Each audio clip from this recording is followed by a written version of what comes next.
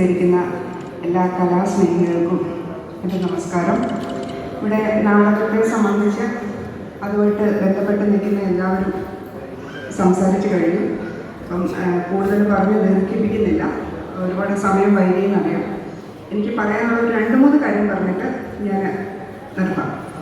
ഇതിൽ ഒന്ന്, ഒരുപാട് കാലം മുടങ്ങിക്കിടന്ന ഒരു സംഘടന കായംകുളം പീപ്പിൾ തിയേറ്റേഴ്സ് അതിനൊരു പുനർജന്മം നൽകി അതിനു വേണ്ടി പ്രവർത്തിച്ച എല്ലാ കലാസ്നേഹികളോടും ആദ്യം തന്നെ നന്ദി പറയുന്നു.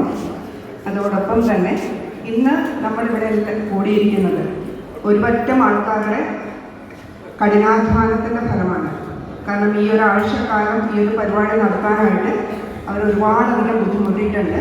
അപ്പം അതുകൊണ്ട് എനിക്ക് പറയാനുള്ളത്, ഒരു കലാകാരനെ സംബന്ധിച്ചിടത്തോളം അവർക്ക് സ്വന്തം നാട്ടിൽ നിന്ന് കിട്ടുന്ന ഒരു പ്രോത്സാഹനം, അത് ഞാൻ പറയാനുള്ള കാരണം എന്താണെന്ന് വെച്ചാൽ, നാടകത്തിൽ നിന്ന് സിനിമയിലേക്ക് വന്ന ഒരുപാട് കലാകാരന്മാരോട് കൂടി എനിക്ക് പ്രവർത്തിക്കാൻ സാധിച്ചിട്ടുണ്ട്.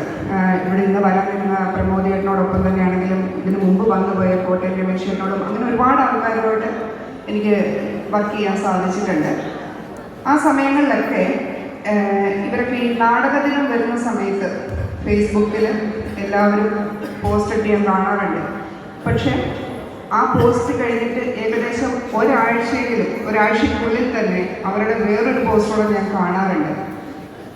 അതായത് നാടകദിനത്തോടനുബന്ധിച്ച് നടന്ന ചടങ്ങിൽ ജന്മനാടിൻ്റെ അംഗീകാരം എന്ന് പറഞ്ഞുണ്ട്.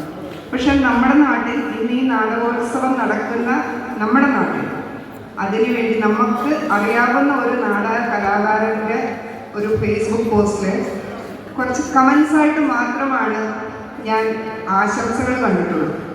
അത് ഗിരീഷ് കാർത്തികൻ ആശംസകൾ, അതായത് ഞങ്ങളൊക്കെ ഗിരീഷ് എന്ന് വിളിക്കുന്ന ഗിരീഷൻ്റെ ആ കമൻസിൽ മാത്രമാണ് അദ്ദേഹത്തിനോടുള്ള ഒരു പ്രോത്സാഹനം ഞാൻ ഇതുവരെ കണ്ടിട്ടുള്ളൂ. ഇനി ഞാൻ കാണാതെ പോയതാണെങ്കിൽ ദയവ് എല്ലാവരും എന്നോട് ക്ഷമിക്കണം.